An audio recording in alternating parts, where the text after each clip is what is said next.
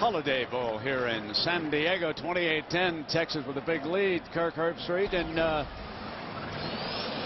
you know, a couple questions come to mind here about this game. A long halftime like they have in bowl games. But remember what Mack Brown said to Lisa?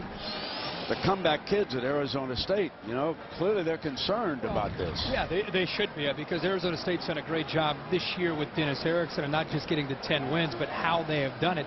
They've been in this position before. They've made outstanding adjustments throughout the year, and they believe they can find a way to win these kind of games. So they're not out of this game, but the fact that they had 6 yards rushing in the first half has a lot to do with why they are where they are right now. They've never faced a team outside of USC that's as good as this team. So I don't know. I'm not saying it's going to happen again, but this will be an uphill battle for them. But they need some confidence early in this half. And Arizona State will have the opening series here of the second half.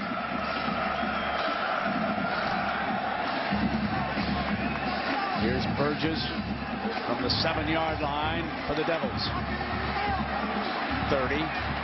Now to the 33-yard line. And Kirk, take a look at the Pacific Life game summary. Well, it started in the first drive. Derek Lokey, the big defensive tackle, came into the fullback. You kind of kidded him yesterday at the luncheon. Are you ever going to get a chance to make a play? Maybe you talked Mack Brown into calling it. First touchdown of the Holiday Bowl from this year. Jamal Charles, big first half, and 21 points. Looked like we were on our way to a blowout. And then the bizarre, in a bizarre season, a lateral on a sack. Staff member touches the football, gives Arizona State the ball back, and on 4th and 3, McGahey a one-handed catch, and it was 21-7. They had some momentum, and now we're at 28-10 at the half. On first down, Carpenter gets time, but overthrows McGahey. And I saw something right here on this first play that I was wondering if Erickson was going to do. They've had an enormous problem picking up blitzing linebackers here in this game. And he immediately showed a little H-back look with a tight end. And remember, Terrain, their best running back, was their best blocking back. And the backs, Kirk, haven't been able to pick up the blitz here so far, but a tight end could help. Well, 40 snaps in the first half and 26 blitzes in the first half from Texas. They're pinning their ears back and coming after Rudy Carpenter. No question, Thompson as an H-back leads the way this time. Nance is stopped. It's going to be 3rd and long, and Chris Jesse, Mack Brown's stepson, was the young man, and he feels worse than anybody. And that's good. Mack over there assuring him that everybody is crowded around the young man. No one feels as badly as he does. And again, like Mack said to Lisa, not sure that you can tell. I'm not sure it's indisputable that he touched that ball, folks. I would have loved to have seen a picture. Of course, there was no reason for a camera to be at the other end. But I'd love to see exactly how that hand interacted with the ball. Regardless, 3rd down now. And here is Carpenter. And McGahey with a set of hands yanks it down. Man, what a receiver this youngster is. This is the kind of play that gave Arizona State fits in the first half. 3rd down and long. You know they're going to throw the football. Griffin gets over there late, and what a catch with the fingertips by McGahey, and to get the foot down to stay in bounds for the first down. A nice throw and a great job of McGahey coming up with that. Another crucial catch on 3rd down for this kid, number 13. 8 catches for 68 yards, and it's 1st down and 10 now for Carpenter and the Devils. Nance, and the draw play is eaten up by that defensive front. Did not have a chance. You know, there were a number of miscues by the Sun Devils here. You can see a list of them. Well, you go down the line here. It's amazing they only had a couple turnovers when you think about some of the mistakes they made. They self-destructed when they had opportunities. They kept some of the Texas drives alive with some poor penalties. And they are now trying to come up with an answer here to start this second half. Again, a team that believes they can find a way to win games like this in the second half. Carpenter off a play fake, throws, diving catch at the 1st down again. And that was Miller, the tight end, who let one slip over his hands. That could have helped a lot late in the first half. Sometimes people see play action pass on 2nd and long when you can't run the ball, and you wonder why are they even doing that. It's more about the protection than anything, to try to give Carpenter enough time to throw. You know, and the big guy, Brent Miller, this time, they weren't able to hit him on 4th and short that time. He comes up with a big catch for Arizona State in one-on-one coverage against Griffin. Nate Kimbrough, one of the wideouts for Carpenter. Deep drop, sets the screen out. Here comes Nance. Nance picks up about 9 yards on that screenplay. We check in down below with Lisa. Well, Brent, Dennis Erickson told me coming back out onto the field exactly what you guys were talking about. He said, I told my guys in the locker room that we have done this before, we can do it again. And that locker room certainly did not sound down. They were really loud in there, very fired up. Dennis Erickson told me, he said, we had our opportunities, way too many turnovers, and normally we do not turn the ball over. He said, number one, we got to get back to our game plan. We're not the kind of team that passes the ball on every down like we started to do. If we get back to our game plan, we'll be fine. All right, Lisa, and Herring has checked back in now as a running back. There he is with the call for the first down. What you're seeing from Texas, and we'll see if they get forced to slow down their pressure, is they have absolutely no regard for Arizona State's ability to run the football. So they're putting everybody up, blitzing Rudy Carpenter on almost every down, and they're willing to take their chances against the run and against the perimeter receivers, thinking that they will get to Rudy Carpenter before he can make them pay for that. One way to slow that down is you hit big pass plays to slow down that pressure, which they've not been able to do much of tonight. Nance returns, and he is hit right at the line of scrimmage, and nothing doing as that offensive line could not open a hole. The reason that I think you're seeing Dwayne Aquina, the defensive coordinator, not have a lot of respect for Arizona State's ability to run the football is because the defensive line is just dominating the line of scrimmage. It's not just the blitz package. It's these defensive linemen of Loki, Okum, Miller, Lamar Houston, Aaron Lewis, Arakpo. This defensive line has owned Arizona State in this football game. Second down and 10. Carpenter straight back. Got one-on-one. McGahee. Out of bounds. Incomplete. Dropped it as he was going out. Boy, anytime it's in the direction of number 13, you give him a chance. That's how good those hands are. Anytime a receiver has to turn his body completely around, your equilibrium is off just a bit, and it takes a second to be able to have your ability to look up, get your vision right, and make the catch. You're not going to see McGahee get twisted around like that very often. He probably should have hung on to that. If you would have asked number 13, he'd say he should have caught that ball. If his hands touch it, he'd tell you he should catch every ball. Third down and 10 now for Carpenter and the Devils. And they hold up in pressure. Here come the horns. Far side, and he misfired Michael Jones. So it is fourth down.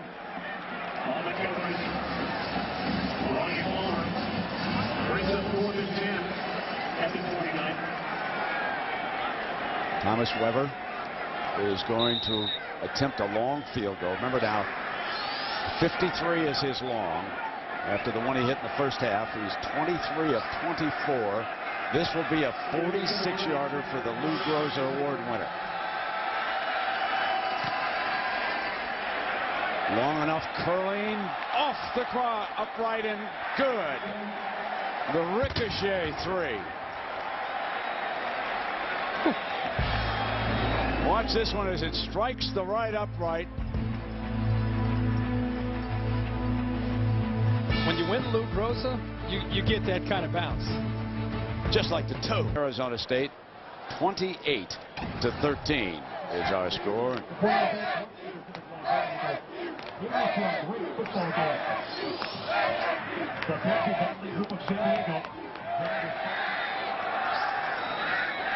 So now it'll be the Horns' turn here in the second half. Their first possession. They scored on their first possession of the game.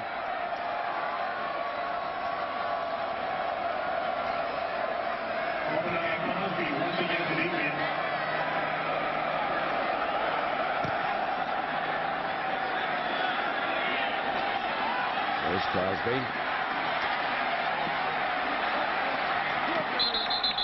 Out of bounds around the 25-yard line. So Jamal Charles in the Texas running game, 115 yards, most of them by this young man. Yeah, he's had a couple receptions, so he's got 11 touches on the night. I said beginning of the broadcast tonight, I think 25 touches minimum for Jamaal Charles, the Texas Longhorns' #1 playmaker. And with Lima Swede down, he's kind of carried the load in the second half of this season. And he has been the story for the most part tonight. Colt McCoy playing a very heady, steady game tonight for the Horns as well. Feel that. Wow. Down and shaken up at the 17-yard line. Vasquez on top of him. But if you want to do something to give Arizona State even more reason to believe that the magic will prevail tonight for them in the second half, fumble the opening snap for your first offensive play in the second half, and then just get drilled into the ground by, of course, the linebacker and leader of the Sun Devil defense, Robert James. Texas better get their mojo going, get their that energy that we saw in the first half, because it's not there right now. I hope that's not Colt coughing. Second down and 15. Slips one off to the side, and that was Blaine Irby, the freshman from California, touching the ball for the first time here tonight, and it's going to bring up a 3rd and long from McCoy and the Horns. It's exactly the opposite of how we saw Mack Brown's offense open the game in their opening drive when they started across midfield, and about 4 or 5 plays later they're into the end zone. Now they're back in their own territory to start the second half and have to try to execute here on 3rd and long.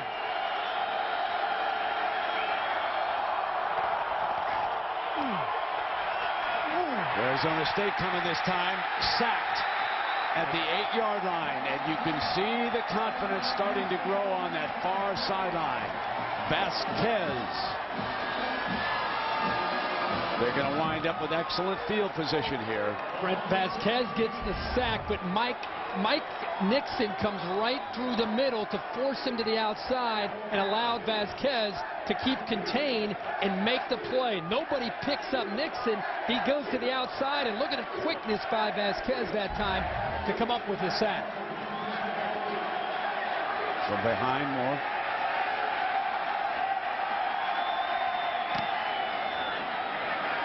Here's Williams from the 41. Crosses the 40-yard line.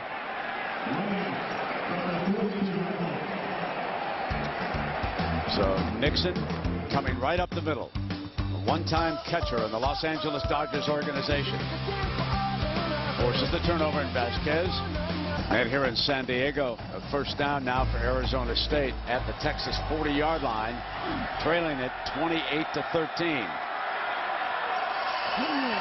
Carpenter on first down, going to go deep to McGahee, and deflected to Texas. The second deflection interception of the night to Marcus Griffin. That's the second time he has picked off a deflection. But Brent, Griffin gets credit with the interception, but he better give Brandon Foster, the corner, a lot of love. Brandon Foster is going up against the best receiver in McGahee from Arizona State. Watch him get a hand up right there. The left hand got up to knock the ball up in the air. He was stride for stride with McGahee, knocks the ball away, and Griffin is there with a timely interception. But a great play by the senior Brandon Foster. And it looked like McGahee got his right hand on it also, which helped keep it in the air, and great reaction made by Griffin. And now it's McCoy and the Horns again, and here comes Charles, eating up at the line of scrimmage to be second down and 10. There are so many great numbers that you can look at as far as number 25 is concerned, but none better than the fourth quarter that Jamaal Charles had against Nebraska, folks. 216 yards in one quarter. Unbelievable. Then he followed it up the next week at Oklahoma State when they're down by 3 scores. 125 yards from the fourth quarter. Both those games, he pretty much put the team on his back and said, follow me. We're not losing either one of these games. Second down and 9. He's coming again. Ball seemed come loose a little bit as he was coming through the line that time. Arizona State with an early signal there Vasquez was again involved in the action. They save it, but that ball was definitely coming out as he was slipping into the middle of that line. You could tell by the reaction. Vasquez on the tackle put his face mask right on the football as he made the tackle. He fights off the big tight end. Finley turns back into the play, gets his headgear, and the ball comes out. Charles, two hands, brace himself on the ground, so he's definitely not holding the football. Here's 3rd and 7. Vasquez playing very well, gets down, base 4-3. And a whistle prior to the snap. Delay. Prior to the snap, delay of game on the offense. Penalty will be half the distance to the goal. Down remains 3rd. Those are the kind of miscues that you just cannot afford to have from Colt McCoy after 2 seasons under his belt. Especially at this point in the game where Arizona State's just looking for another break, another turnover, another opportunity with a short field to get right back in this football game.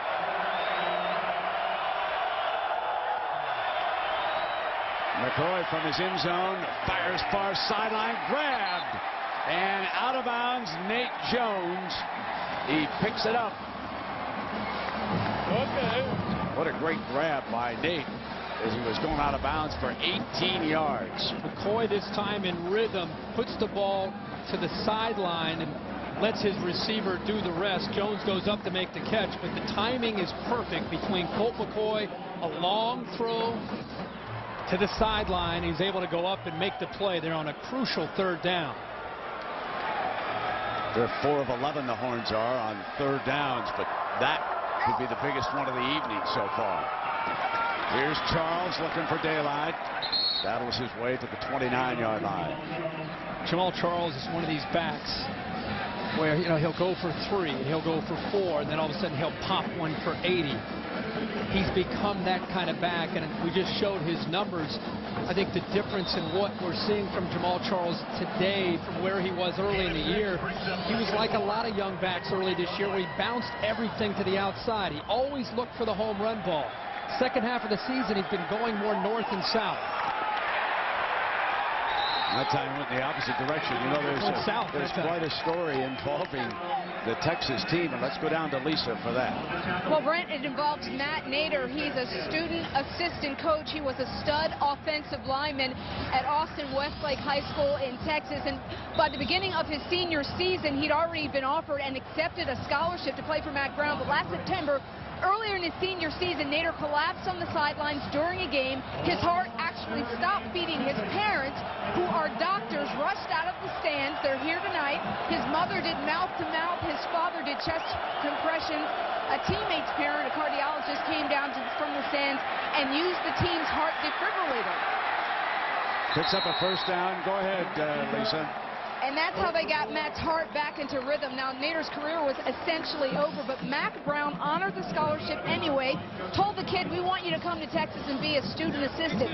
Now, Nader had to have a device inserted in his chest just in case his heart stopped again, and it did. He was feeling good, thought he could try to make a comeback, but one day while he was out with the team doing some conditioning work, his heart stopped again, and that device in his chest shocked his heart and got him back into rhythm. Now, since then, Nader has given testimony to the Texas legislature that helped get a bill passed that now requires all schools in Texas, from elementary to high school, to have heart defibrillators at their campuses. Now, Nader told me it could have ruined my life, but I decided to turn it around and try to help people. There's a device right now here on the sidelines. I have it. Texas says they have always had it. A heart defibrillator. Hopefully they never have to use it, but partially because of Matt Nader, all schools from elementary to high school in Texas, they have to have one of these things. And Matt said, you know what? This thing will save lives. I know it will. Yeah, that's quite a story, wow. I'll tell you. Amazing. Your parents bringing you back to life. Imagine. 2nd down and 10 now for the Horns. To the 39-yard line. Eating up some time here. Jamaal Charles approaching the 100-yard mark in this game. The rushing difference in this game, Texas able to run the ball for 114 yards and Arizona State only 7. Of course, there also have been 3 sacks for 31 yards and losses. They take that number 31 off the rushing total in the college game. Another third down for this Arizona State defense. And they stop it short of the first down. Troy Nolan making the stop. And Nate Jones could not get it. And Arizona State will get the ball back. Talking with Craig Bray getting ready for this game, he told us that anytime we get Colt McCoy to a 3rd down and 6 or 7, we're going to try to walk up our defensive backs to really challenge the receivers from Texas, not give them such a cushion. And that time it paid off by bringing them up. The defense was there to make the play short of the first down.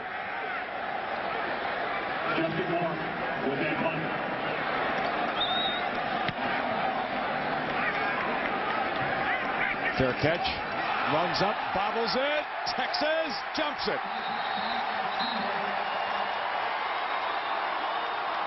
The muffed punt is recovered by the Longhorns.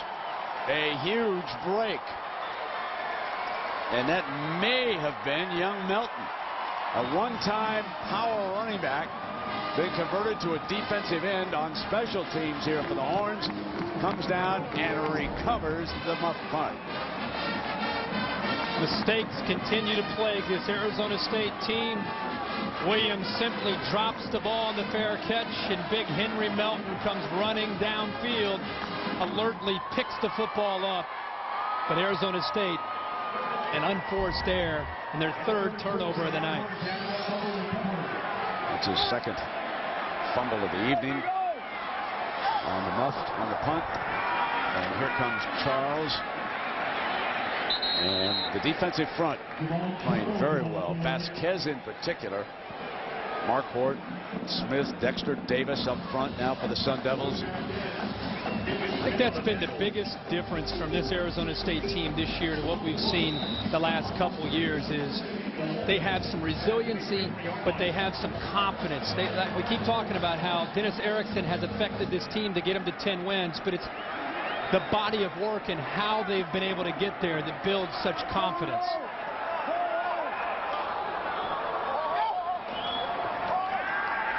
Fake to Charles. Now they slip him out as a receiver.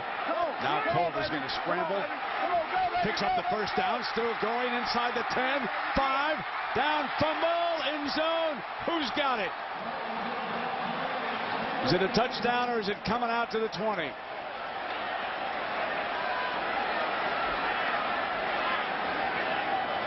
There's a big tug of war, folks. There's a brawl at the bottom of that pile right now. It's a critical tug of war.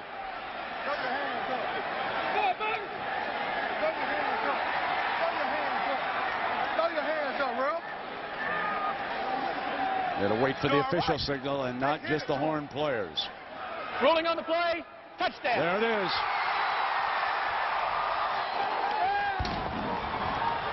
Colt McCoy saying somebody up there loves me. He's showing that his feet can make quite a difference in this game. A great open field tackle that time by Gaithel. Forced the fumble. The ball's in the end zone, and it looks like Nate Jones is right there to land on it for the touchdown. Nolan had a shot at it. Watch it for the Sun Devils. He just couldn't scoop it up. Yep. Gets through him. Ball is free, and Nate Jones is in there. Yep. And Finley's battling for it. Yeah, exactly. Finley was in there right in the middle of it with him.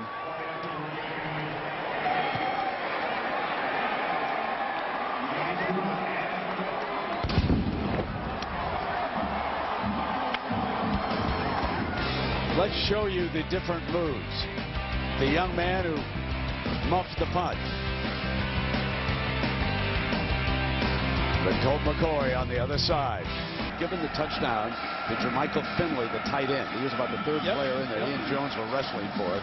So the official touchdown goes to Finley, the tight end, on that scrum in the end zone, which was so important. It is now 35-13, and the Sun Devils need something good to happen. Burgess, a great return man, looking for a hole, and he's across midfield. So again, excellent field position. Kirk, take us back to the TD. Well, Arizona State decided to come with a blitz. Their best defensive player comes to the outside, and once Colt McCoy is able to get by him, Arizona State's in man-to-man. And when you're in man-to-man, you can see the defensive backs and linebackers, they're occupied. So once you break contain, and he's got the speed to be able to do that, there's nobody left to make the play. They're fortunate that Gaethal forced the fumble, but unfortunate that Finley's able to pick the ball up and fight for it at the bottom of that pile for a touchdown. Now can the Devils' offensive line give Rudy enough time? He fumbles it on the turnaround fake. In a foot race now, far side, he'll throw it away. Live to throw another day. 2nd down and 10 coming up. He just simply lost the grip on the football. And lucky that it wasn't another turnover. Been sacked 3 times in this game. Arizona State's turned it over 4 times. That's resulted in 14 points. So things have certainly not gone the Pac-10's way here tonight. Keegan Herring back in as the running back on 2nd down and 10. Out as a receiver, and here he is. Got a first down and then some. 30, 25 to the 21-yard line.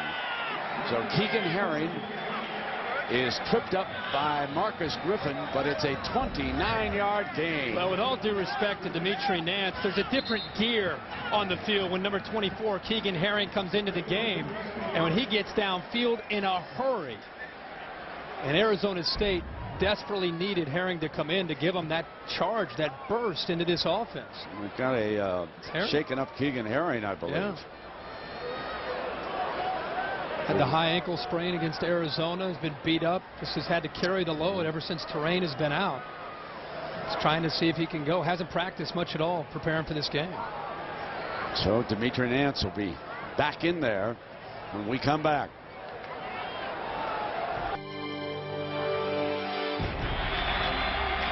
Ron Williams, touchdown, Texas.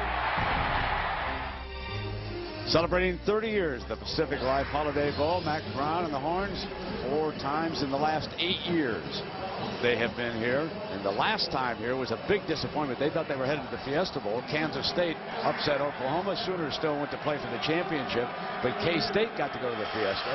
And a very dejected Texas team lost. Up in the air and incomplete. So it'll be 2nd down, and again pressure being applied on Rudy. Well, the pressure is being applied, but this is going to be something Rudy Carpenter will work very hard on between this year and getting better even for his senior year. It's making reads, getting back. If your guy's not there, you've got to have a check down, or you've got to be able to throw the football away. Almost another sack because he's holding on to that football too long. It's been a problem throughout this year for him. 2nd and 10.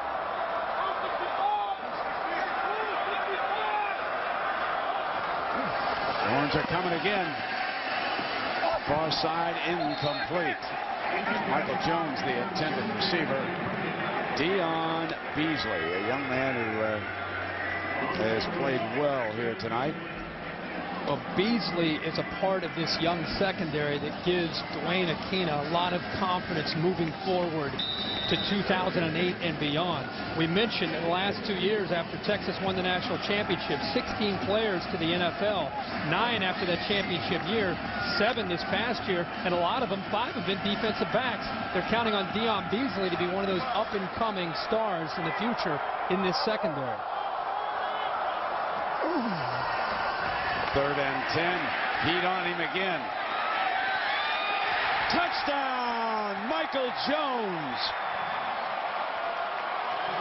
With burnt orange closing in all around, Rudy fires it to the end zone, and Jones makes a whale of a catch.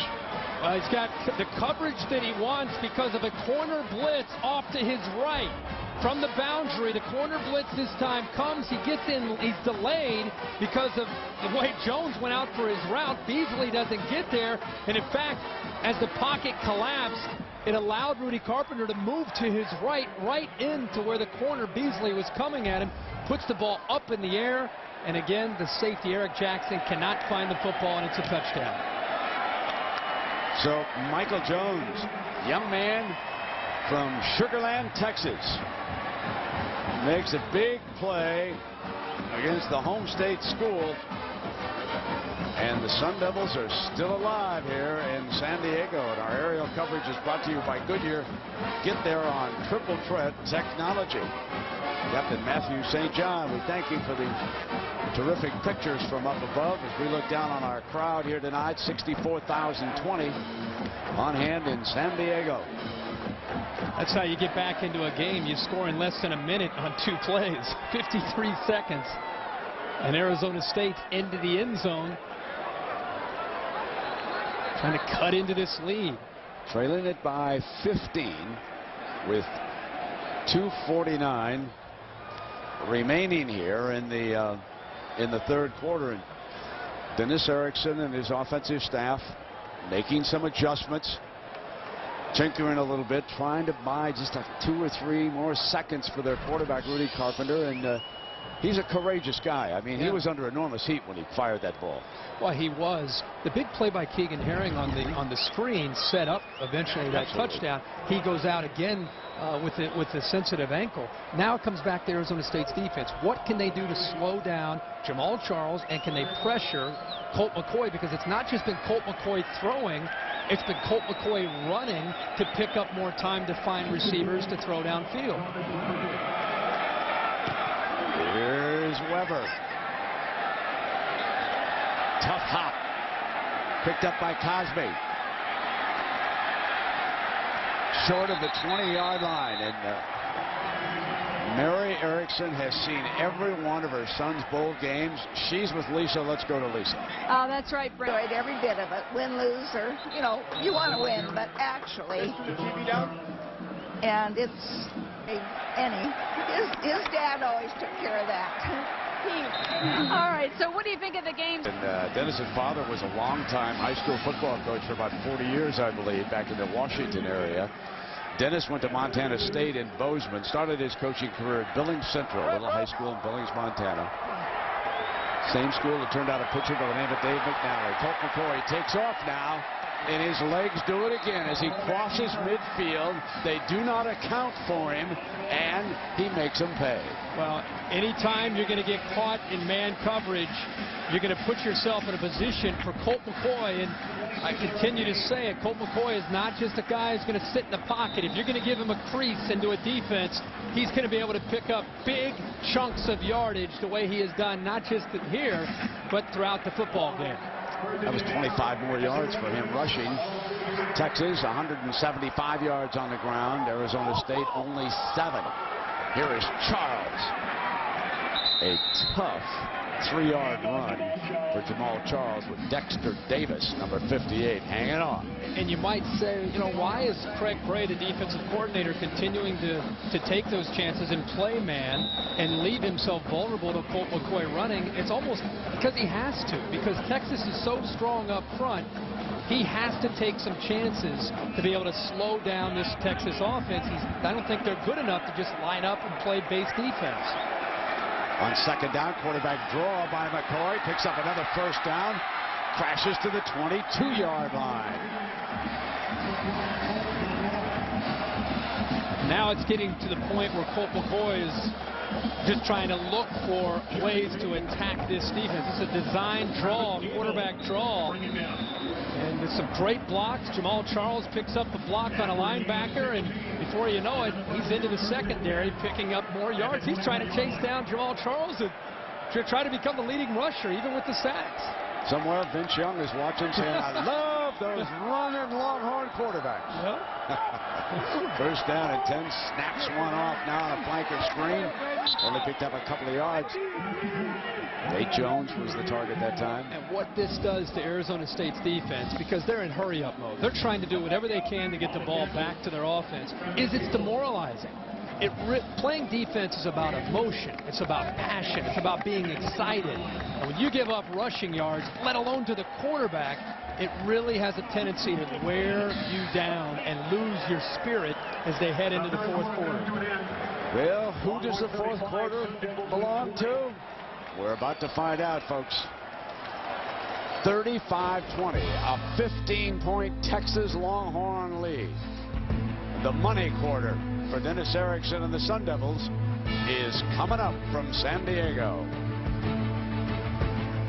For what figures to be a very entertaining. His name starts to become a hot commodity and a name that's going to be thrown out there as there's still a few more coaching vacancies. Yeah, Chris Johnson, and, he was phenomenal. Orange drop it off short of the first down is Finley, and of course he has scored a touchdown tonight. Recovered a fumble in the end zone, and now he has caught a pass for the Horns here, who lead at 35-20 on the march early in the fourth quarter. One last thing about the Rose Bowl. I talked about Juice Williams. If you remember how they beat Ohio State, they threw the football, not for a lot of yards, but for some touchdowns, and it will take that kind of effort throwing the football. You can't just run the zone read against SC's defense. Now third down and 3. Here comes the blitz. McCoy gets it off for a first down. Shipley steps out of bounds. Well, Nate Jones got away with a little bit of blocking. Really a pick here against the Arizona State secondary. And they're a little bit frustrated with what happened there. Nate Jones is the receiver in front of Shipley. Took 2 Arizona State defenders with him and had his arms up kind of blocking downfield, but it opened it up nicely underneath for Shipley. McCoy taking off again to the 4-yard line.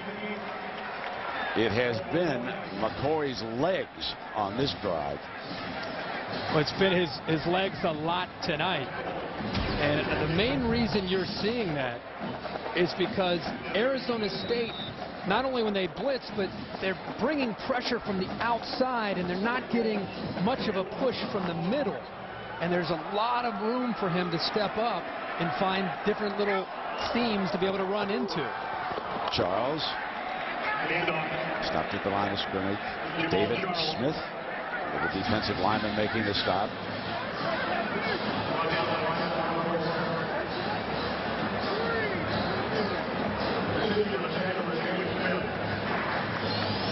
So Charles over 100 yards again. 7th time this year that has exceeded 100 yards. So here comes the 3rd and goal now.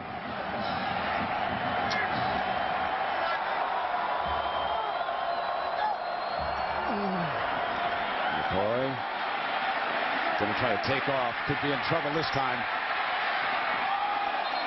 Now Texas will settle for a field goal here to make it 18. I'm almost sure. Leading 35-20. Bailey trots out on the field because 18 is a big number.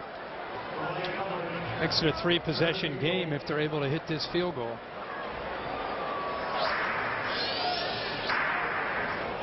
It's a big kick.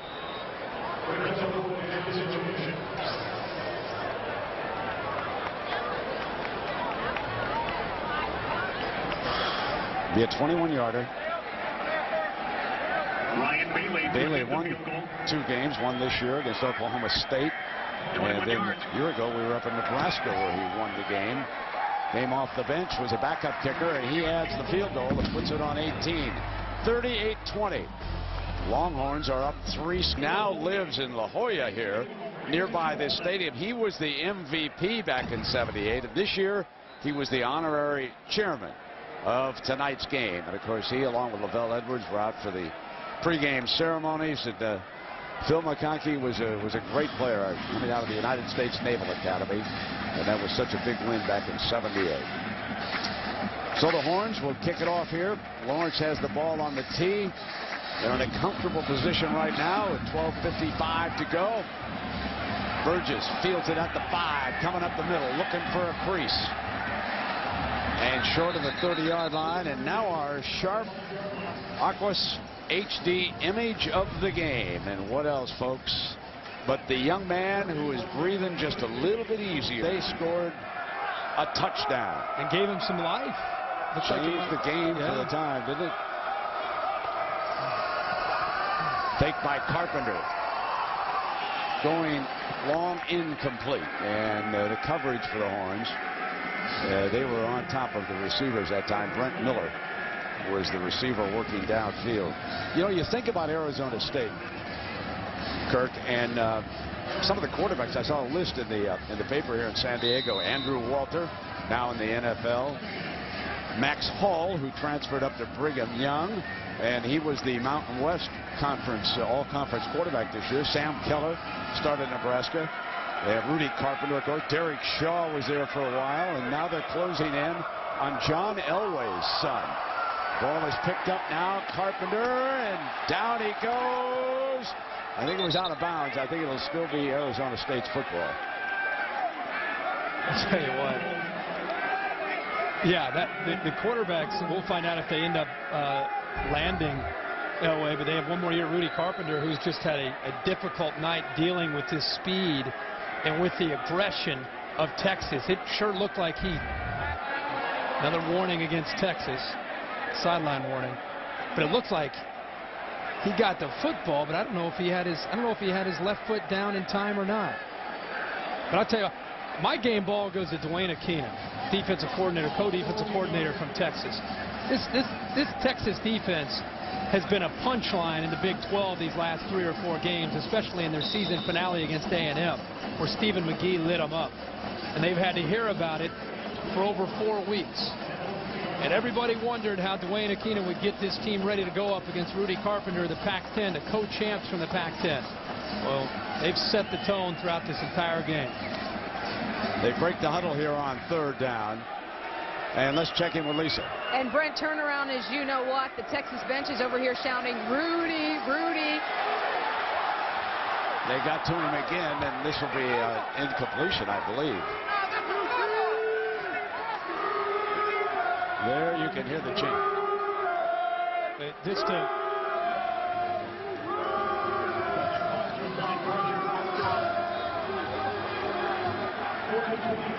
To fill people in on why they're chanting Rudy for the last 6 or 7 days while they've been in San Diego and the teams have gotten together. Number 12, Rudy Carpenter, has made it his, what should I say, let's just say he's taken the opportunity to let the Texas players know that he's not impressed with Texas, and he was looking forward to coming out tonight and competing against them, and that he and the Sun Devils had something for him. Getting away from a bad punt here. Memo to all the players that are out there still watching this game that are going to be playing in bowl games and traveling to a site. Go to the events, say nice things about your opponent, and smile. Don't say anything to get them excited to want to destroy you the way Rudy Carpenter did to this Texas team.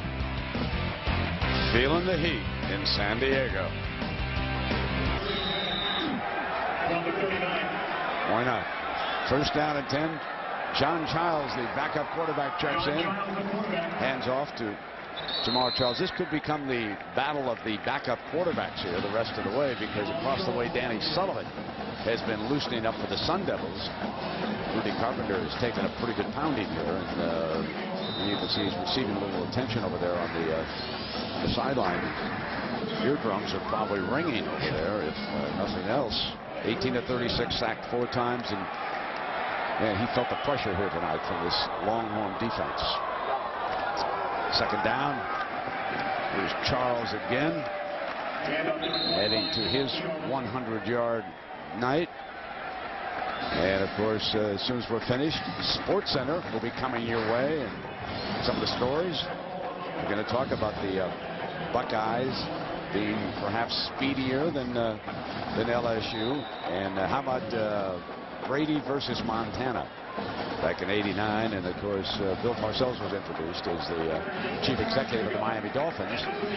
3rd part of that news conference, and that'll be an interesting story to watch unfold. 3rd down and 4. Giles is going to keep it and sprint for the 1st down. And talking about Bill Parcells, was interesting when he was coaching the Giants. He was not in charge of player personnel, Kirk, as you probably remember. George Young was the man who made all the decisions, and of course that'll be a big part of his job down in Miami, because they've got to change some of the personnel and toughen up the offensive and defensive line. Just lots of things. Got to get a quarterback. Yeah, but I think he'll take his time. Listening to everything that he has said, he's going to take his time to evaluate not only the coaching staff, but also the players, and then get ready for free agency. And I think he'll do a great job. He needs time, but I think he'll do a great job. There's the pitch to McGee. Touchdown, Texas. Horns roll in San Diego. 28 yards. And, you know, Mac Brown might want to think about practicing at 6 o'clock in the morning all the time. The good news is you won the game. The bad news is, guys, we're going to start doing this 6 p.m. stuff more often. That's right. Might get a little bit tougher down there in Austin. You know, through the years, there have been some opponents that said that the only weakness of Mac Brown's operation was it was soft. Right. You can hear that from time to time. Yeah. Are you listening, Norman? You know. Yeah. It was kind of whispered around a little bit. And here tonight, they showed up. They played tough. He came out, and you could see the look in his eyes, even in the pregame warm-ups, that he meant business and that he got his team focused and prepared. They worked very hard, and it's paying huge dividends tonight. He even had his stepson going for loose balls. Right. I mean, ready to go. Everybody was ready if you were a Longhorn here tonight, huh? Hang on, Bevo. Big night for the Longhorns. And tough night for Arizona State. 45-20. Phil Mickelson, one of the alums, here with his family. Giving his daughter there a better look at some of the action. 1992 graduate.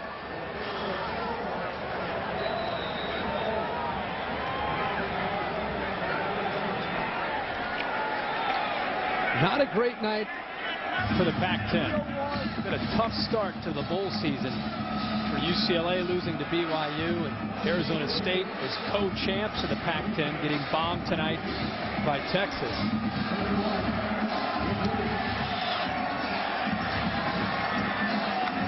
Fielded at the 15-yard line by Burgess, and he was ripped down at the 21.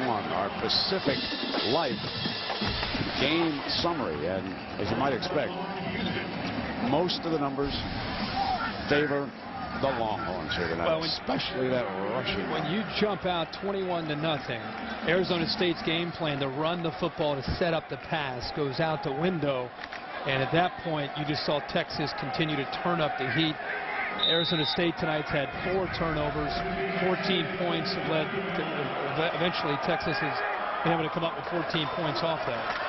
Danny Sullivan hands it off to Gerald Woods, and Loki makes the stop. So we've had a quarterback change, and Rudy Carpenter's work night is apparently over here with 10:45 to go, and so now we'll take a look at the backup. Not only am I impressed with 45-20, what I'm even more impressed is look at this bench. I mean, you're talking about a team that's up by 25 points. The backups are in, and everybody's off, and everybody's cheering every snap against Arizona State tonight. You know, Matt caught, and McGahee slips free for a first down, still going to the 41-yard line. One of the things that Mac Brown has stressed for the last few weeks is how important this game is to next year. Not just to establish a tone for your team, but also the all-important BCS rankings. And the early rankings, of course, of the Associated Press and the coaches poll, they help determine what unfolds a little bit later. And so you win big in your bowl game, as USC showed a year ago when they beat up on Michigan, came out preseason #1. Sullivan turns it loose, caught at the 30-yard line by Michael Jones. Sullivan's coming out, and he's taking some chances downfield. Ball's underthrown, but he gets hit, and hit hard this time by Bobineau, who's coming in on a blitz. No different from when the quarterback Rudy Carpenter's in there. Obviously the ball's underthrown, but a nice job of adjusting back to the ball by Michael Jones, and Palmer couldn't find it. Frank, you make a great point about how it can help you for the next year. The incentive is there tonight for Texas to get ready for tonight to help them for 08. Slipping free again is Sullivan, and this time finding Nate Kimbrough. This time Texas, surprise, surprise, they come on a blitz, this time from the nickel. Foster moved from corner to nickel. He's got a clean shot. Sullivan didn't even see him or hear him. He was just standing there. And Foster, who's played a great game tonight, whiffs on an opportunity to knock young Danny Sullivan silly. Sullivan, Los Gatos, California. Grandfather played basketball at the University of Nevada in Reno, and he is really moving this team. Jones again. Uncle Kevin Sullivan was a pitcher on the San Jose State baseball team. Another uncle, Brian Sullivan, pitched in the Montreal Expos minor league system. And folks, we're looking at a young man with great athletic genes. When you look at the background of the family, he's a golfer himself. Full name is Danny J. Sullivan. He's a sophomore. And in high school, he also punted, and that usually is an indication of a pretty good athlete. So here's number 15 now. He's got some size. Driving the Sun Devils down the field, getting his opportunity, trying to make the most of it. And he's doing just that. Dive for the end zone. Touchdown! Michael Jones. Wow, just like that. Sullivan brought him right down. He sure did. And not only did he bring him down, Brent, I thought he showed some pretty good toughness and grit in taking some hits, something that Rudy Carpenter's been facing all night. He comes in there. Look at that Texas defense trying to get their claws on him. He stands in there strong, makes the throw. His go-to man that drive was Michael Jones. Yeah, he was 5 of 5, Kirk, for 79 yards and a touchdown, and he got it done. He'd been in 6 games earlier this year. He hasn't thrown an interception yet this season. He is now on the season 17 of 20. That's pretty good. That's real good. So it should be a very interesting evening. And during commercials on that New England Patriots game, you all switch on over to the Alamo Bowl. See how Joe Parr and Penn State are making out against Texas A&M. A fair catch at the 40-yard line, and now we will probably take a look at Childs, or is that McCoy, who's got the he's got the helmet back on. The way Mac Brown has been calling this game, Colt McCoy is going to finish this game, regardless of what this score is. But we were talking at the meeting this morning about accomplishments, what Texas has been able to do with Mac Brown as a head coach. And we'll talk about it more after this play. But this is a very significant win for Mac and for this program. Here comes Charles. I want to talk about Jamal Charles at the next level as he steps out of bounds for a first down. And Kirk, the question is, he has said publicly, and he has told Lisa personally, that he's coming back next year. Now, you and I know that you've always got to wait. When someone's got talent and they're finishing up their junior eligibility, that people are going to approach him. They have asked the NFL, apparently, and he wants to be a first-round draft choice, and he's got no confirmation that he would be a first-round draft choice, which kind of surprises me, to tell you the truth. Well, he has all the tools to be a first-round back. I personally think most of Texas players come back. I mean, Vince Young is the only one to leave. Most players come back and opt to come back for that senior year. He's had a solid night tonight. I mean, he's been able to get out once, and it was right there when Childs came in to run the option attack. But this second half of this season, he's been the workhorse for Texas. That's the one area I still think he can get a little bit better, is just getting stronger. He gets a little bit stronger, a little bit more physical. I think he becomes a complete back and more of a first-round type of back. But we'll see. We'll see what the papers say and what he ultimately decides. Here's McGee, the substitute. Stopped at the 50-yard line by Gerald Munn. Just talking about Mac Brown and what he's accomplished by winning tonight. This is his 10th win of the season for himself and for this Texas team. That is the 7th season in a row that Mac Brown and Texas have been able to get to double-digit wins. I always talk about Bobby Bowden going 14 straight. I marvel at that, the way you look at Joe DiMaggio in today's game, trying to get to 56 straight with a hit. 7 straight is halfway to where Bobby Bowden got. But today's day and age with 85 scholarships, amazing accomplishment for Texas and Mac Brown. Picks up the first down, finds Jordan Shipley again. Shipley's been active here tonight. You know, we have talked about the Arizona State quarterbacks on the other sideline, and Dennis Erickson running the team. He replaced Dirk Cutter. Now, some of you may not know where Dirk is, but he's the offensive coordinator of the Jacksonville Jaguars, and there are a lot of people who say that is his true calling, that when a man can put together game plans and can do just simply X's and O's as well as Dirk. He belongs at that level. And folks, the Jacksonville Jaguars, if they were in the NFC, they might be favored to win that conference. The AFC just a little bit tougher. I love Jacksonville. What they did to Pittsburgh a few weeks ago on the road in the snow. They look good, don't they? I like that team. And Dirk Cutter, who recruited some of this talent that Dennis Erickson has molded and elevated to the top of the Pac-10. Dirk deserves some credit for the talent that he left behind, and Dennis will be the first to tell you that. And Dennis, of course, a man who won 2 national championships with Miami, has been a winner everywhere he's gone, and I'm sure he's disappointed tonight in the performance of the team, but it ran into a buzzsaw. He did. He ran into a determined team. It's a great opportunity. I know they're disappointed tonight, 10-2. They'll finish the year 10-3. Just really scratching the surface of where he'll potentially take this team after this year. And there's a toss play now with Jamal Charles, trying to stay in bounds, and he didn't. Let's take a look at made the most of it. He's a very, very good coach.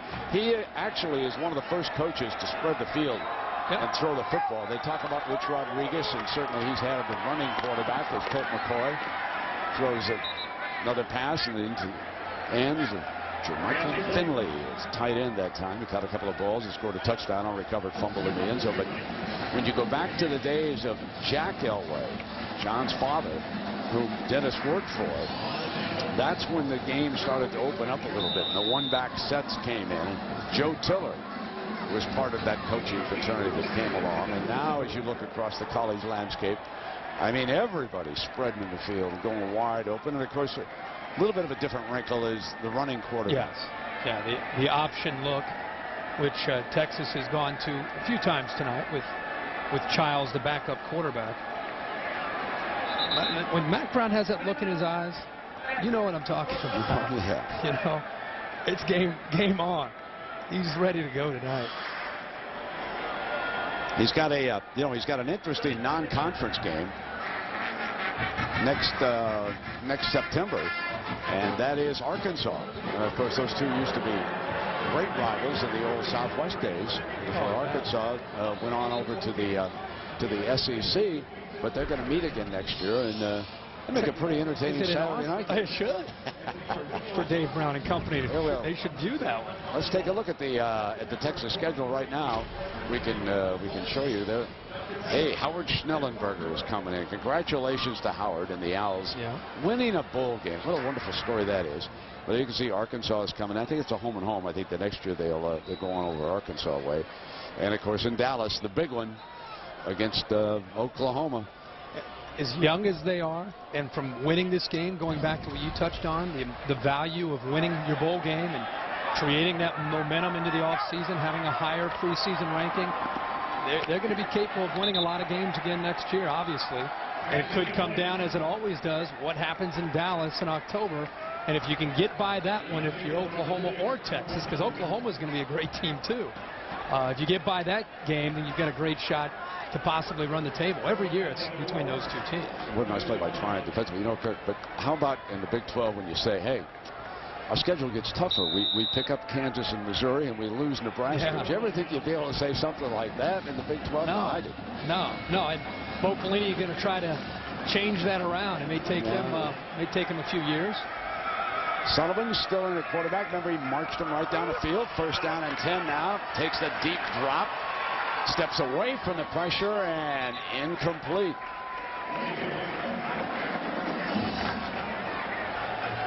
And the season itself, when you go back and the upsets that we've had, Appalachian State, Stanford, and Pittsburgh, I could argue those are the three biggest of the year. Yeah, and then you look at number 1 and number 2. For a while, going back to October, it didn't look like anybody wanted to end up in the championship game.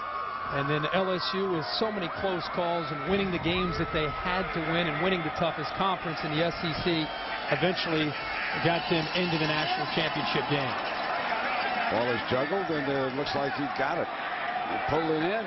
Michael Jones has scored the touchdown, and now the umpire's coming over. And now we're going to have a discussion. I think you know, in those discussions, the umpire is just going to say, And as long as they keep on reviewing the play upstairs, it can be turned around or confirmed. Take a look at this and let's see. He's got it. No. Not got it. Eagle eye. The umpire's got the eagle eye. He did. He saw the play of the ball come down and said, I don't think so. And they're probably re-recking the video. And so what do you think of Mark Pryor signing with the Padres? How about that? Has he pitched since Bartman caught that ball down the left field line? Only a few innings, you know. State coach is challenging the last play. All right. No, don't do that. Come on, boys, real quick. Quick. Turn that around. Have Mom call down and tell Dennis not to challenge him, okay? We're going to go arena. We're going to go arena rules here in a second. 5:04. Keep that clock at cranking. Woo. We've seen this before. This is pretty obvious, isn't it? Yeah, this is pretty much a no-brainer. This should take all of 8 seconds on this view alone. This is all it takes. That green stuff is the grass, and that is an incompletion. Real quick. Chris Jesse on the other sideline would say,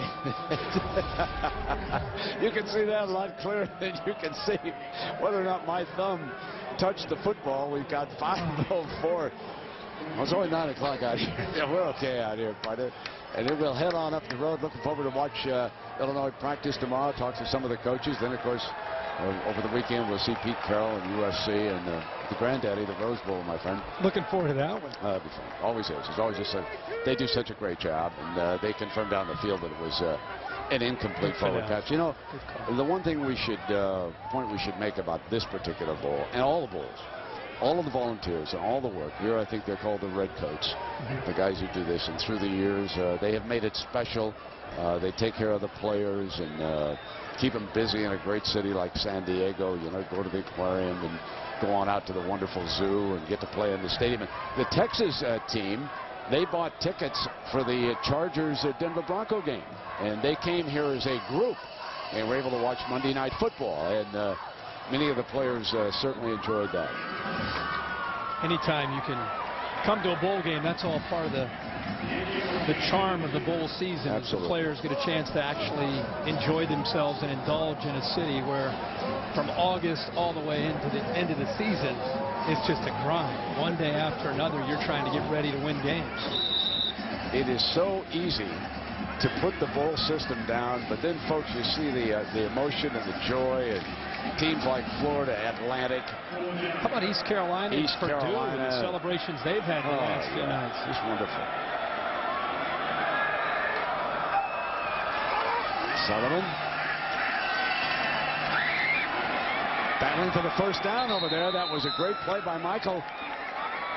Jones got the first down on a 4th down pass with 4:54, and Sullivan getting a chance to finish the game here has been impressive.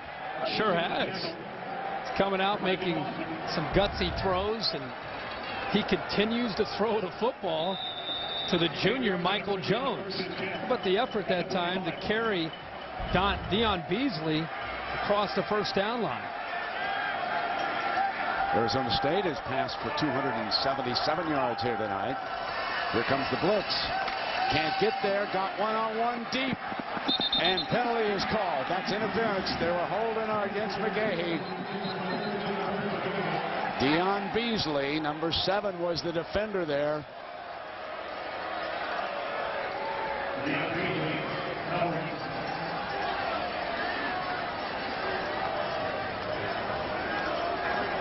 Pass interference against number 7 on the defense. 15-yard penalty from the previous spot. Automatic first down. I got to tell you, Brad, if you're an Arizona State fan, you love the call. If you're a Texas fan, you're thinking he touches him late, and the ball is thrown by, he definitely touches him, but the ball is thrown by 4 or 5 yards over his head. But he definitely got his left hand up on the wrist of the receiver, but the ball was well overthrown. And if you're a SportsCenter fan, you're saying run the clock. 4.5 minutes to go here. Somehow we've got 30 seconds off that clock. We were just at 5:04. Here's Sullivan now for the gun. Receiver didn't see it. Kimbrough didn't see it in time. As we mentioned that SportsCenter's coming up right after this game. They're going to be talking, I'm sure, about the Ohio State LSU game. They've got a big look at the speed. And trust me, both those teams will be able to run fast enough. That will not decide that game. Okay? Ohio State's 0-8 in bowl games against the SEC. Well, that is an important number. Yeah. That is an impressive number. Right. Didn't John Cooper lose back-to-back games to South Carolina? Do you remember that? He lost one, and I think Jim Tressel lost one. Oh, did he his first year? Yeah. I couldn't remember, but I remember that South Carolina. Yeah, 2001, first year. Yeah. And Big Ten. It'll be interesting. Of all the teams, we were talking about this in our meeting this morning, of all the teams and all the conferences, I think the Big Ten obviously has faced the most scrutiny this year for obvious reasons. The way Michigan and Ohio State performed in the bowl games last year, the way Michigan played against Appalachian State and Oregon. The conference, I've never seen it as scrutinized as it's been this year. And what they do in the bowl season collectively with their 8 teams is going to be watched very closely. Purdue won last night against the MAC team in Central Michigan. It'll be interesting to see what Illinois does, what Ohio State does, and down the line in that conference. Third down, middle wide open. Thompson still going. Down at the 12-yard line. Thompson has given Sullivan a 1st and 10. Jackson finally able to bring him down with 4:10 to go. I want people to keep in mind, Danny Sullivan coming into tonight's game, he attempted 15 passes on the year. He was 12 of 15. And tonight, he's already thrown 12 passes just in this quarter alone. And I'm with you. This guy looks pretty good tonight. Yes, he does. Puts the ball in a place where his receiver can make a play every time. A big fella on the toss to Nance. Nance out of bounds at around the 5-yard line.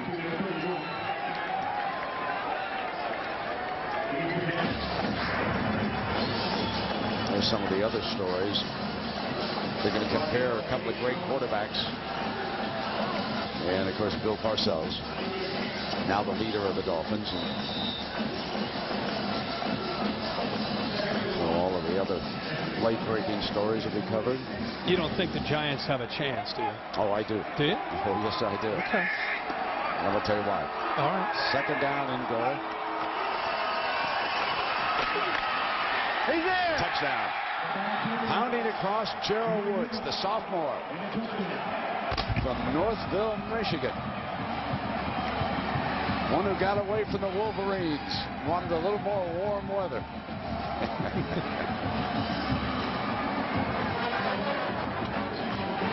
45-33 with 3:42 to go, and stay tuned right after the extra point for the onside kick. And your analysis of the Giants upset of the Patriots. Once said it. Oh, you want to hang on. I'm going to tell you why I think should be half a game. All right. There's a couple things you need. You need a good defense. And you need a good spirited crowd. I know some of the Giant fans have been selling their tickets, but not all of them. Trust me on that. Eli Manning, he's got enough smarts, but the most important thing is that coaching staff. Tom Coughlin once won one of the biggest college upsets we've ever seen when he went into South Bend and beat Lou Holtz a week after that Florida State. Let me tell you something about Tom Coughlin. I know he gets criticized for attitude and everything. Man can flat out coach. Yep. They're going to show up. In a way, this could be the Giants' Super Bowl. If they stop this winning streak, they get knocked out in the playoffs by whomever. Tampa. Whenever. Yeah, something like that. They can look back on what they did to end this streak. I think it's going to be a heck of a football game. I really do. I think the Giants are going to show up. You know, with athletes, yeah, they get a lot of money and all of that stuff. There's a lot of pride out there for guys. You know? There's a little bit of pride on the Patriots team, too, right? Yeah, and remember when the Ravens took them to the wall? Yeah. Okay. Yeah. You know, because for the Patriots, they've got to win the whole thing. They don't have to go undefeated, but they've got to win this whole thing. Yes. It will be an unsuccessful season if they do not win the Super Bowl. Absolutely. If they win the regular season. So what does that have to do with the Giants game? It's going to be heck of good. Put my money on the right now. Patriots and Well, Tom Brady. Oh, play the chalk, huh? No, I'm Play just the telling chalk. you. And, Hey, and the Patriots, the only team that can stop the Patriots, the Jacksonville Jaguars. Anybody else, they're going to the Super Bowl. I don't believe that. Who else? Colts? You San think the Colts? Diego is playing better than they've played all year. What about the Colts? Colts are okay. The Colts are okay. Are they helping? They got it back. Hey, look at this. Look at this. They get it? No, I don't think so. Your man here. Man, my spotter is saying no way. And here comes Colt McCoy. Emphatically. He agrees with the Mode Man. Okay. Well, let's see what happened here. Attaboy. Griffin went up, it looked like. Made a nice play. Yanked it That was away. Foster. Yanked it away after he was down, right? Let's see. Knee hit the ground. All right, let's keep the clock moving. All right, he's down. He's down. Good call. Just keep it moving. 3.5. Here we go. How many reports do we have to do afterwards? This is our report. We've covered everything. Okay. We've covered the Padres signing Mark Pryor. Any other hot stove talk for us? Do you have any other signings? You've got a Big Ten basketball game coming up. You want to break? You want to give me a preview of that one? That's Ohio State of Illinois. Illinois and Champaign. Home team will be favored. Yes, they will. Be chilly there. Buckeyes a little bit better as the. They get a little better. Yeah. Just young. Bet Jim Burr will be in town for that. Second down. There's Jamal Charles. He's had a big night here. Kirk, let's see what the numbers are. 129 yards and that one touchdown. He certainly was a unanimous choice for the all Big 12 team. I've been really impressed tonight with Colt McCoy. The yards aren't huge, but he's 21 of 31 throwing the football. And he's close to 100 yards rushing himself at 84 yards. It's been very solid tonight with his leadership and decision making.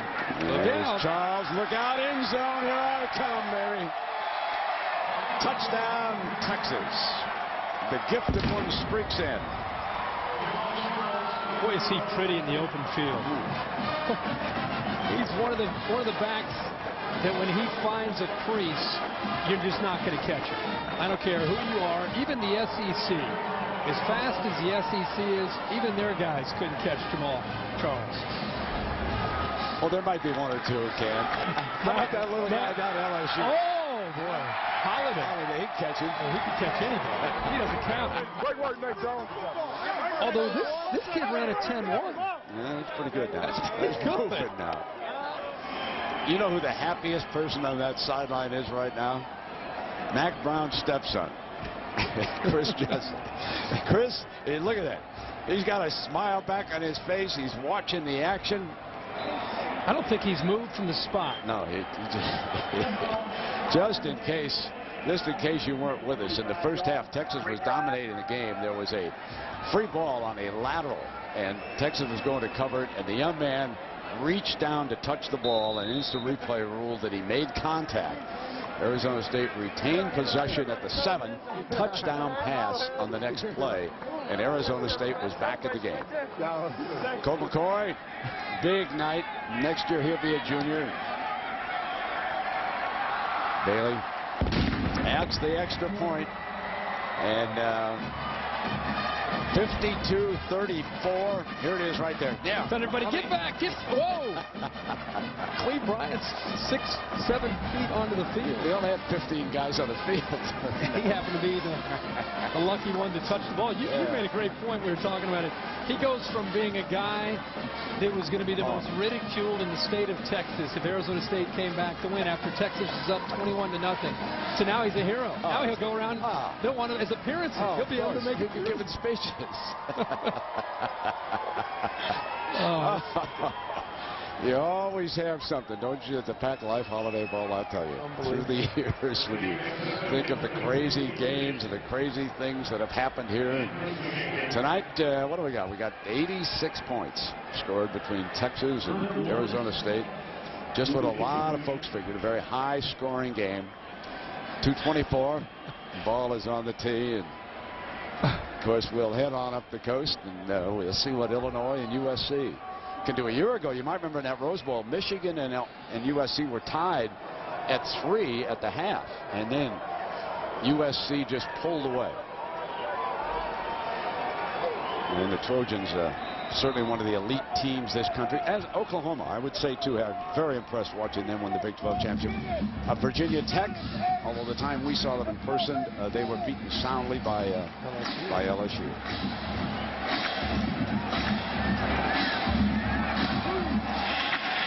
So along the ground, fielded by one of the up men at the 30.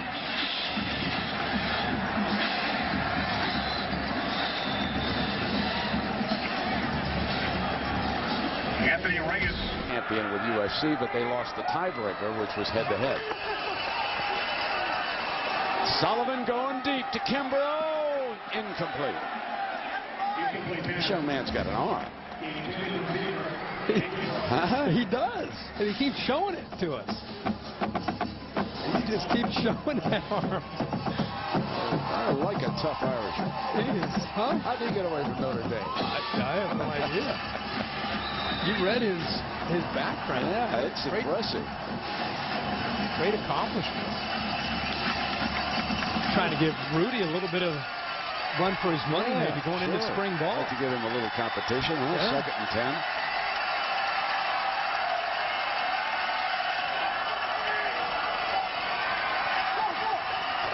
Runs the draw play to daylight.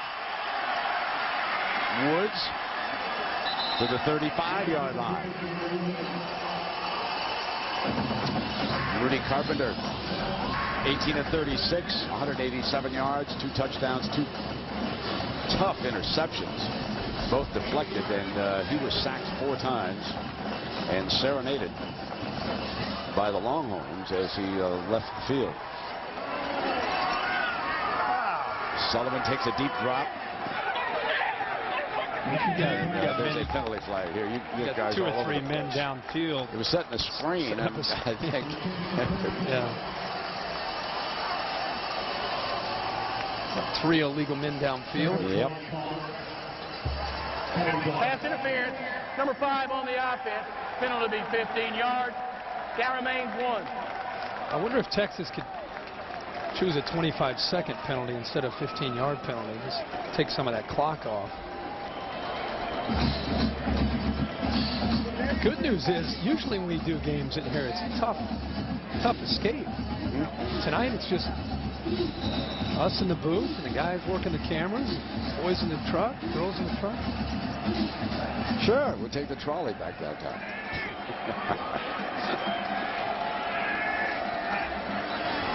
Here's Sullivan. Deflected, intercepted. That's the 3rd deflected interception of the night. This one picked off by Brandon Foster. He had intercepted 3 passes coming into this game, 2 of them for touchdowns. So his 4th pick. How fitting for Texas's defense to come up with a play and another turnover. As I said, a theme tonight for Texas has been the way this defense has played. We've been having some fun here in the 4th quarter, but the reality is the way they came out to play after the way they were ridiculed those last 3 or 4 games, they really made a statement with their performance tonight and the way they came after Arizona State. And as I said, only fitting that Foster come up with an interception here, the 5th turnover tonight of Arizona State's. So quarterback Childs will finish up the game, keeping the clock running.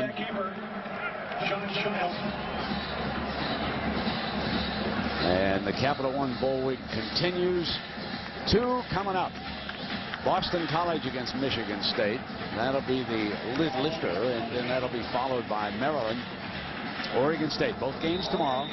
The Champ Sports Bowl and the Emerald Bowl coming your way as the action continues. And we're off and rolling now. The big boys are stepping up. Suspensions will hurt Michigan State there. Boston College trying to send off Matt Ryan with a victory, kind of like the Eagles there. And we'll see if Maryland has what it takes to compete with Oregon State. I think the Beavers are a more talented team. McGee, the running back. And of course, right after we wrap this up, SportsCenter will be coming your way.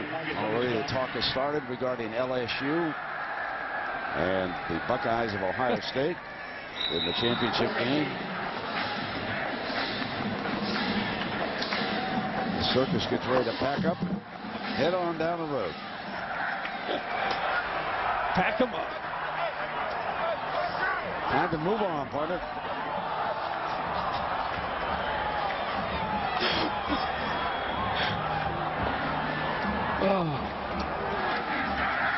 McGee. And that should do it.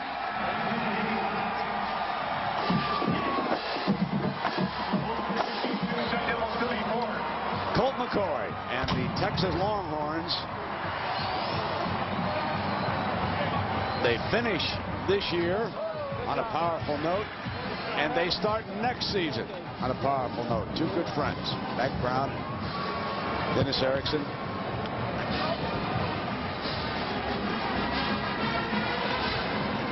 Let's go down to Lisa with Colt McCoy. Well, Colt, it seemed like this game would never end. At what point did you really feel comfortable that you guys were actually going to win it? Those guys fight. We knew that coming in. They're not going to give up. And it was till the end. I was telling Jamal, stay on the ground. Let's go. But, you know, it's been awesome. My teammates and everybody to come back like this and get a victory in the bowl game is pretty sweet. Now, you should feel pretty fortunate. That big run and then the fumble at the goal line. What went through your mind when the ball actually left your arms? I was pretty ticked off. But, you know, my teammates had me. Jermichael fell in the end zone. It kind of felt like things were going our way tonight. And we were fortunate for that. And lastly, Chris Jesse, can you really kind of yell at the coach's stepson for touching that ball? What do you say to the kid? Bad luck. I mean, it's all right. We don't blame him. We're lucky we came out with a win, and I give all the credit to my teammates and coaches. They played great tonight. All right, thanks a lot, Cole. Congratulations. All right, Lisa, thank you. And again, folks, our final score, 52-34. Texas wins it. So we'll see you January 1st at 4:30 Eastern for the Rose Bowl game presented by Citi. This has been a presentation of ESPN, the worldwide leader in sports. It was a big night for Mack Brown and the Longhorns as Texas wins its bowl game big over Arizona State of the Pac-10. And a reminder, coming up next is SportsCenter. One of the big stories, Ohio State against LSU. So long, everybody.